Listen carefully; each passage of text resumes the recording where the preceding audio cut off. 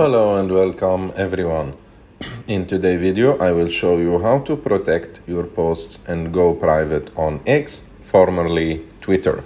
To do that is really simple. You have just to go to X, open the app, and after that go and click on your picture on the top left of the screen. After that click on settings and privacy.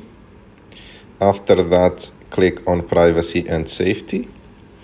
After that click on audience and tagging, and after that you have like here to click or to activate the first option. If you want to protect your videos, also activate the second option and put the photo tagging on off. I hope that you like this video. If you like this video, don't forget to subscribe to our channel, to like this video, and see you in the next one.